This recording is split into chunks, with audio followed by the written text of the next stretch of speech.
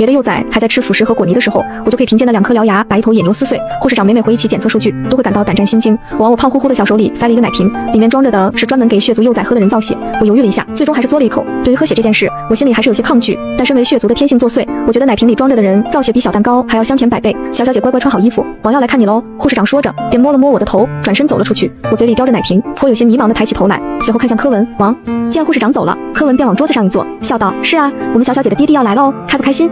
这样故意夹着嗓子哄小孩的语气，让我感到一阵恶寒。我低下头专心摇奶瓶。我的爹爹，如果真想要见我，早在自己被人贩子抓走的时候就应该赶过来了，而不是等到事情发生这么久之后才姗姗来迟。我心想，我这爹爹也不怎么样，估计对我也不怎么上心。柯文觉得我沉着一张粉嘟嘟的小脸，不知道在思考什么的神情特别可爱，便逗弄道：“小家伙，在想什么呢？”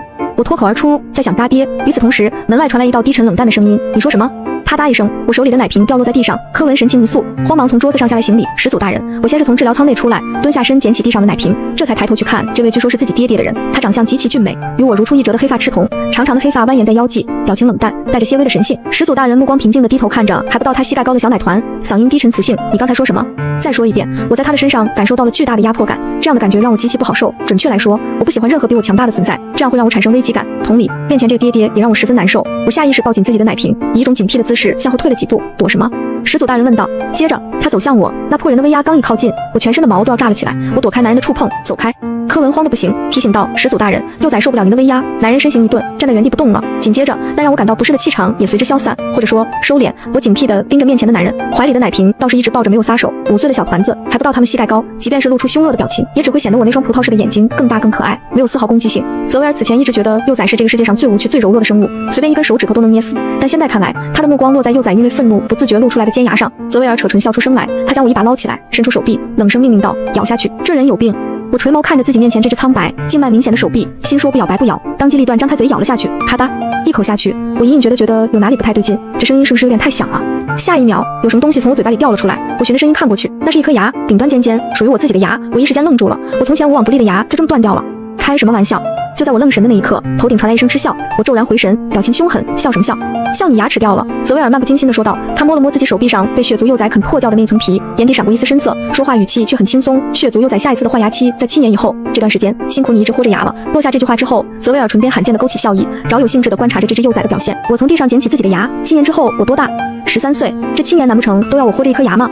我心里涌起莫大的怒火，我肉嘟嘟的手掌攥紧了牙齿，随后猛地往泽维尔扑了过去。狗东西，我要咬死你！5岁幼崽的个子矮小，猛然扑过来，就像是一个全速移动中的小炮弹。泽维尔轻而易举地抵住我的脑袋，声音平静：“自己实力不够，怪别人。”我一张包子脸皱在一起，控诉道：“是你要我咬的。”泽维尔，我可没有说要你咬这么用力。事实上，他也没有想到自己的手臂竟然会被咬破皮来。他贵为血族始祖，皮肤和牙齿的坚硬锋利程度都是金字塔顶端的存在。就算是其他的纯血族上来咬他一口，可能连这点破皮的程度都不可能留下。这只幼崽倒是出乎意料的厉害，虽然说代价是磕破一颗牙。泽维尔看着幼崽故作凶狠的表情时，嘴里露出来的那个异常显眼的豁口，没忍住又笑出声来。见状，我彻底被激怒，再次向前扑过去。柯文眼疾手快抱住了我，我下意识就要往他的手上咬，但是转念一想，硬生生忍住了，只是冷声道：“你放我下来，我今天一定要咬死他。”柯文悄咪咪看了一眼我掉落下来的那颗牙齿，咳嗽了几声，冷静，小小姐根本冷静不了。我被困在这个5岁幼崽的身体里，心智或多或少会受到一些影响。我现在决心要为自己掉落下来的牙齿报仇。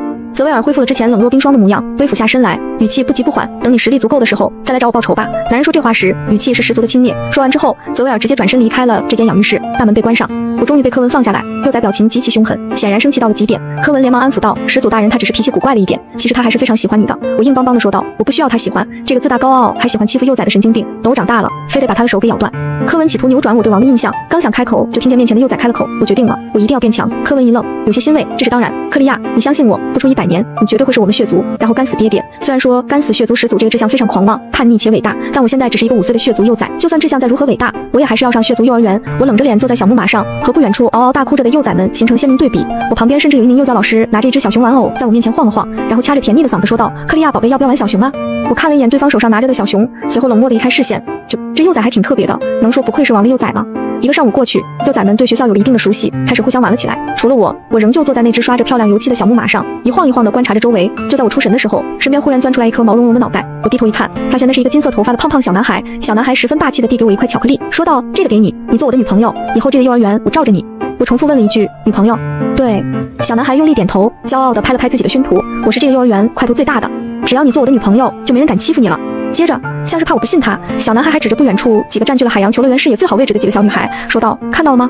她们也是我的女朋友。”我一顿，行，不错，感情还是个小渣男。我忽然就觉得有点意思了，说道：“你是这个幼儿园的老大吗？”小男孩用力点头，他痴迷地看着我漂亮柔顺的黑发和白净漂亮的脸蛋。你放心，只要你答应我收下这块巧克力，你就可以插队做我的1号女朋友。虽然你掉了颗牙，但是没关系，我不嫌弃你，以后有什么好的，我都会第一时间想着你。又是牙，是吗？我全都应了，垂眸看着这块巧克力。可是我不是很想要你的巧克力，而且比起做你的女朋友，我更想做幼儿园的老大。听见这话，小男孩脸色一变，你居然想抢我老大的位置，这是不可能的，能不能试试不就知道了？说着，我从小木马上下来，朝小男孩伸出拳头，来吧，和我打一架吗？事情都已经发展到了这个层面了，自然没有拒绝的道理。小男孩抖了一下自己肚子上的肥肉，伸出拳头后碰了一下。好，那我们就比一场。小男孩被一拳撂在地上的时候，还在做着让我做自己女朋友的美梦。那一拳我是收着力气的，我顾忌着这小男孩是幼崽，出手很有分寸，所以这一拳下来，小男孩除了感觉有点疼，以及被直接撂倒了之外，身体并没有受到什么实际的伤害。但是没有受到身体上的伤害，不代表心理上的伤害也没有。特别是小男孩还叫上了他的其他3个女朋友来围观自己的大战，结果就这样被一拳打在了地上。小男孩心里实在过不去，觉得自己丢了脸，趴在地上嚎啕大哭起来。我站在边上看着他，也觉得自己欺负小孩是不是有点太过了。于是我捡起地上的巧克力，蹲下来放在小男孩的手心里，说道：“你别怕，现在我是幼儿园的老大，你收下这个巧克力，从此以后你就是我的小弟了。”倍感受辱的小男孩，他用力把巧克力扔出去，哭得更加伤心了。最后还是幼教老师出面，用4块小蛋糕才安抚好了小男孩。这一场架打得轰轰烈烈，所有幼崽都知道幼儿园的老大易主了。现在的老大是一名黑头发的小女孩，长得特别可爱，但是据说打人很厉害。我原本以为这件事就这样告了一段落，谁知道小男孩原本的3个小女孩居然赖上我了。你打败了亚伟，那我们现在就是你的女朋友了。红色头发的小女孩如是说道。万万没有想到事情是如此发展的我不要，难道你要狠心丢下我们姐妹3个吗？红头发小女孩试图道德绑架我，我皱着一张包子脸，很严肃地告诉她，我不会让你们当我的女朋友的，请你让开。见说不动我，红发小女孩开始耍赖皮，那就这样说定了，以后我们就是你的女朋友了，你有什么好东西要第一时间分享给我们。说完，不等我反应过来，就带着另外2个小姐妹逃也似的离开了，只留下我一动不动的在原地。血族幼崽都这么厉害吗？等到下午5点，幼儿园放学的时候，柯文骑着一辆酷炫的机车停在幼儿园门口，他在人群中精准地找到了我，并朝我招手。于是等我冷着一张小脸出来的时候，柯文便喜提3个小女孩，这些小女孩挨个在我脸颊上亲了一口，亲密地说着老婆明天见，随后带着笑意离开了。他当机立断抱起我，很严肃地跟我说，我知道你很漂亮也很厉害，但是你也不能在幼儿园勾引小女孩。我一巴掌拍在柯文的手臂上，怨气极其深厚，是他们强迫我的。柯文满脸写着不信，真的。我盯着他看了一会，冷漠地转过头，爱信不信，这倔强傲娇的小模样。柯文看了喜欢的紧，顺手在我肉嘟嘟的脸上捏了一把，随后灵巧且熟练地避开幼崽的攻击路线，顺便还将一个缩小版的头盔套在了我的脑袋上，将之放在了机车前座，被自己揽在怀里，带着一起向前奔去。这小女孩凶是凶了点，但是有个性，她柯文就喜欢这样特立独行的小朋友。机车一路风驰电掣，很快就回到了庄园内，这里是王的地盘，被装饰得非常宏伟大气。我自己从机车上爬下来，摘下脑袋上的头盔，转身朝着庄园内走去。幼崽腿短，但是比起同龄人，我走的又实在是快。柯文小跑几步跟上我，紧张兮兮地问道，知道待会应该怎么做吗？我点头，知道。早在今天被送去幼儿园的时候，柯文就对我千叮咛万嘱咐，说放学之后要回到庄园和我的爹爹见上一面。据说爹爹是要亲自教导我作为血族应该学会的本领。我很期待，同时也觉得很刺激。等我学成归来，我就要把爹爹从始祖的位子上踹下来，给自己的牙齿报仇。想到这，我又摸了摸自己牙齿上的豁口，面色阴沉。柯文一看我的脸色就开始害怕，小姐，你悠着点，千万别真的把始祖大人惹生气了呀。毕竟王想讨厌幼崽，如果不是因为我的天赋，就算我是王的直系血亲，恐怕也得不到王的重视。2人一路往前，终于到达了庄园最顶层，同时也是始祖大人日常办公的地方。大门被打开，我走进去，顶着那张浴血可爱的包子脸，和办公桌后面的泽维尔对视着。泽维尔眸色平静，我眼神凶狠。夹在中间的柯文抹了一下额头上的汗，觉得自己之前和我叮嘱的千言万语都成了废话，这小丫头根本就没往心里去。不知这样干瞪眼了多久。泽维尔垂着眸子，声音冷淡道，小豆丁，脖子扬起来这么久，酸不酸？我咬了咬牙，总有一天长得比你高，那我拭目以待。说着，泽维尔坐在椅子上，朝我伸出手过来。我犹豫了一下，最终还是扒着椅子边缘坐到了男人的腿上。这是要做什么？就在我疑惑不解的时候，泽维尔慢条斯理地翻开一页书，问道：认字吗？听到这话，柯文刚想说我只上1天血，就听到我脆生生的声音：认字。泽维尔，那就把这本书看完。我狐疑地看了他一眼，把爹爹按在自己小肚子上的手拨开，捧起那本比我脸还要大的书，看了几页之后，发现这里面记载的都是各种晦涩难懂的咒法。虽然晦涩，但我还是能够准确无误地读出来，发音标准，毫不拖沓。听到幼崽的读书声后，泽维尔眼睛微动，声音低沉：我改主意了。我不明所以地抬起脑袋，看完全书对你来说还是太简单了。泽维尔目光落在幼崽雪白圆润的小脸上，给你3天时间把这本书全部背下来。我攥起拳头，你这个为老不尊的王八蛋！此话一出，柯文立刻出了一身冷汗，他紧张地看向王，却见对方竟然没有丝毫动怒的迹象。泽维尔用力捏了一把我的脸颊，回道：你这个不懂得尊师重道的毛头小子。2人再次陷入互相瞪视的死循环。见状，柯文提起的心终于落回了实处。看来王确实是很喜欢我这个幼崽呢。那本书的确非常厚，也非常难懂，别说是5岁的幼崽了，就算是成年人都不一定能看得进去。然而此刻的我却坐在沙发上，神情严肃，嘴唇不自觉抿紧，手里捧着那本砖头厚的大部头皱纹书。泽维尔就坐在我的对面，放松地坐在沙发上，双腿交叠，手中无意识地转着一支钢笔。不知过了多久，泽维尔突兀开口：会背了吗？我把脑袋从书后面抬起来，面无表情：不会，真不会，假不会。我不回话了。见状，泽维尔站起来，俯下身，慢条斯理地把书从幼崽手中抽出来，翻开之后，冷声说了一个字：背。我闭着嘴巴，一个字都不往外蹦，等了许久都没听见声响。泽维尔把书放下，神色不宁：你不想在我这里背，为什么？我却不回答他这个问题，只说道我要去找柯文背书。泽维尔冷冷看了我一眼，威胁道若是不背，你另一只牙齿也别想要了。他指的是血族幼崽一开始拥有的2颗尖牙，因为之前的意外，我现在只剩下1颗。果然不出意外，听见这句话之后，我明显被惹恼了。我恶狠狠地瞪着泽维尔，但是没有得到一点回应。我仔细权衡了一下，觉得以自己目前的实力是肯定伤不到泽维尔的，所以我必须变强。我不情不愿地在泽维尔面前背完了前5页咒文，一字不落，发音标准。然而这5岁幼崽接触这本书的时间才不到3个小时，这不是天才，这简直是鬼才。泽维尔眸色有些深，他把书合上，让我离开，并叮嘱我这段时间不能懈怠，他随时都会来检查我的背诵情况。我接过书本，敷衍地点了一下头，随后就迫不及待地离开了泽维尔的办公室。等到幼崽完全消失在他的视线中后，泽维尔才重新看向自己放在桌上的办公文件。良久，他不知是想到了什么，抬手叫来了柯文。血族的移动速度很快，高等阶的血族甚至能直接控制低等阶血族的大脑进行传讯，所以柯文很快就赶了过来。始祖大人，有什么吩咐？泽维尔指尖夹着钢笔，金属笔盖一下下地，砸在木质书桌上，发出清脆的声响。我的幼崽好像很喜欢你。这声音不便息怒。柯文背后滑下冷汗，硬着头皮说道：兴许是因为属下曾在第一时间救下过小小姐。泽维尔眼眸微垂，看着地上的伤，只是因为这个。柯文应该话音落下，泽维尔便没有动静了。他在思考幼崽被抓走的那日自己在做什么，似乎是在处理公务。血族亲缘淡薄，就算彼此是直系血亲，也不会特意多给一些关照，更别说泽维尔贵为始祖。但说不清为什么，泽维尔觉得自己做的不对，没有任何一个合格的父亲会把才5岁的幼崽丢给养育中心，并且在幼崽被拐走的情况下都不亲自出面。向来眼高于顶的泽维尔觉得自己做了错事，这多稀奇。同时他也意识到，如同我那般天才的幼崽，就算不是因为私情，他也应该为了血族的未来好好照顾我。思及此，泽维尔低声问道：5岁的幼崽一般喜欢什么东西？或者说什么东西能讨得我欢心？这句话一出，柯文的唇角就不受控制地勾了勾。看来这对父女的关系压根就不需要他操心。这件事情我并不知情，我只知道第2天自己收到了一个骷髅抱枕，字面意义上的骷髅，坚硬的人类骨架，保存完整，应该是经过了血族的特殊处理。这骷髅非常牢固，不会轻易溃散，而且看得出来这具骷髅生前非常健康，骨头呈现出漂亮的乳白色。我看着这具比自己还要高的骷髅，语气冷静地问门外的仆从：你确定这是一个抱枕？是的，小小姐。仆从的语气十分平静，细听之下还有些骄傲。这是血族近几年最畅销的幼崽玩偶，大部分幼崽是拿来当抱枕的。当然，小小姐放心，这些骷髅的来源非常正规且合法，是我们早就同人类世界签好合同了的。我担心的是这种东西到底为什么能拿来当抱枕？抱在怀里难道不觉得个手吗？我抬起头来，发现面前的仆从在听到我这句话后，脸上露出了明显的茫然。我就知道这个问题绝对是过不去了，我干脆放弃，没什么，你走吧。骷髅我收下了。听到这话，仆从点了点头，正要离开，又被身后的我叫住。等等，能问一下这个骷髅是谁送我的吗？仆从立刻扬起笑脸，是始祖大人。小小姐，始祖大人非常疼爱您呢。很好，又是他，想要干死爹爹的叛逆想法愈加强烈了。我把门拍上，看着面前的骷髅嫌弃的不行，谁家正常小孩会喜欢骷髅？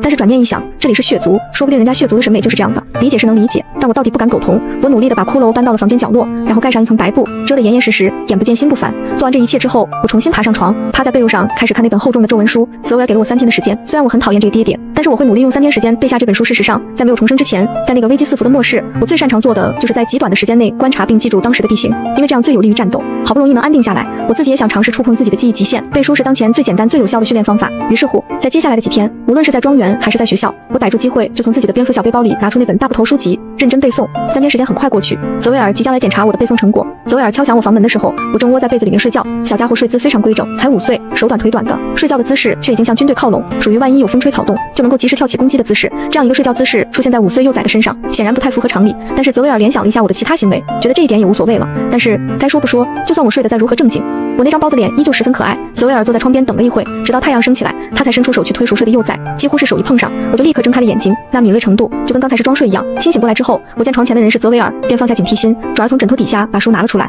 随后打着哈欠说道：需要我从头开始背吗？不用。泽维尔翻到第6页，从这里开始。我一顿，迅速在脑海中搜寻到第6页的咒文，十分流畅的开始背诵。这本书太厚，除非一整天不吃不喝，否则1天时间根本就背不完。泽维尔看着对面连头发都没梳好就开始噼里啪啦背书的幼崽，心里泛起一阵异样，他是不是太严格了？但是很快我就亲手打破了他的这个想法。在背完1大半之后，我喘着气，抬起眸子挑衅地看向泽维尔，真是太简单了，我不明白你布置这种作业给我的意义何在。他把咒文书一合，抬手把幼崽从床上拎了起来，反正也没有继续背下去的必要了，毕竟看样子这只5岁幼崽应该是已经把这本书全部背下来了。我非常不满他这种动不动就拎着后衣领子把我整个都提溜起来的行为，你松开我。泽维尔充耳不闻，他躲开我试图攻击的爪子，说道：你最近都在熬夜。我倔强地看着他，那又怎么样？不用你管。说完就挣扎着要从他手上下去。泽维尔语气冷静，当然要管，我是你父亲。哟，现在知道你是我爹了。我阴阳怪气。泽维尔眸子闪了闪，最后选择沉默。他依旧拎着我的后衣领子，强制性把幼崽按住，在对方的脸颊上抹着什么东西，滑腻腻的，很不舒服。我放肆挣扎，好不容易能喘口气之后，我不可思议地看向泽维尔，你往我脸上抹猪油。尊贵的始祖大人第一次感到头疼，解释道：这不是猪油，这是给幼崽用的儿童霜，还有除黑眼圈的药膏。闻言，我疯狂擦脸的动作停了下来，狐疑道：真的？泽维尔，真的。得了这句保证，我勉强安分下来。好吧，今天幼儿园放假，我需要做什么？我还记得自己要接受血族特训的事情。泽维尔看着我，跟我来就行。说完这句话，他将我抱起来放在怀里。走出了房间，我倒也没有抗拒，而是乖乖地趴在爹爹肩膀，观察庄园的一草一木，绿雪可爱的一张包子脸，眼睛扑闪扑闪的像是红宝石。泽维尔无论走到哪里，都有一大堆人将目光投到他怀里的幼崽身上。我没有丝毫害怕的表现，我甚至会朝着这些人露出甜甜的笑容，而这些都是泽维尔享受不到的。他开始反思，到底是哪一步出现了差错。没过多久，他们就到达了庄园地底的一间训练室，这里摆满了各种我叫不出名字的奇形怪状的器具，到处是冰冷的机器风格，让我隐隐有些兴奋。这是什么？我问道。泽维尔声音平静，始祖血脉专门给后辈打造的训练室，看到那些模拟舱了吗？那是模拟战斗时需要用到的。进入模拟舱之后，我们通常会把痛觉感知调到100%，用以刺激自己的毅力，做到全方位模拟战斗。我看着不远处的模拟舱，有些好奇，模拟舱技术很先进吗？确实非常先进，泽维尔回答，但这种技术并不是血族独有，其他种族也有，唯一不同的是，只有血族会让幼崽使用这些机器。听到这话，我评价道，丧心病狂。泽维尔不置可否，血族向来是优胜劣汰最为严重的种族，信奉强者为尊，没有足够强大的实力，吃不饱饭是小事，很大可能甚至连活着的权利都会被剥夺。泽维尔没有再继续想下去，而是问道，要去试试吗？我嘴上说着丧心病狂，但现在听到这话，我还是兴奋的点头，看着幼崽这副模样。泽维尔扯唇笑了一下，然后说，不准。我瞬间愣住，为什么？泽维尔将我抱在另一架机器上，因为你是幼崽，承受不住模拟舱这么痛苦的感知。你不是说血族幼崽都会进入这个模拟舱吗？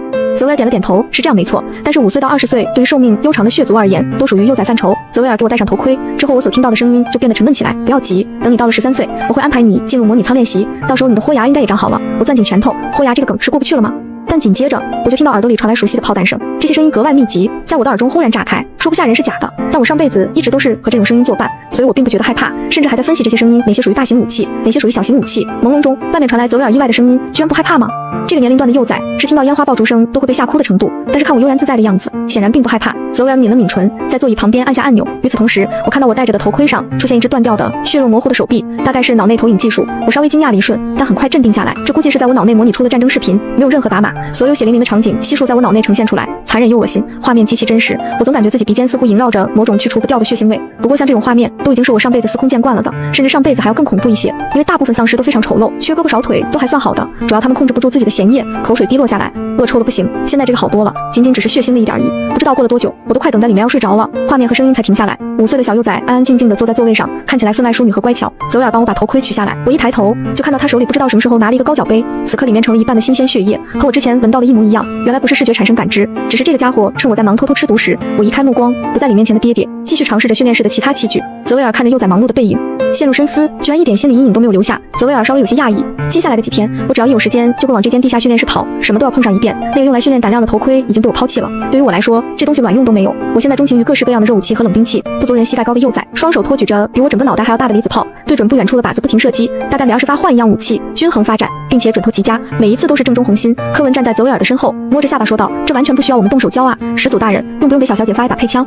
他好像很喜欢这种热武器，不安全。泽维尔淡淡道：“幼崽就要有幼崽的样子，整天带着那些武器打打杀杀的，成何体统？如果没猜错的话，小小姐一枪过来，应该能打穿始祖大人的脑袋。”他不敢多想，闭上了自己嘴巴，专心看小小姐训练。等到我从训练室出来的时候，众人发现我居然连一滴汗都没出，浑身上下清爽的不行。柯文讶然，纯血族都不出汗的吗？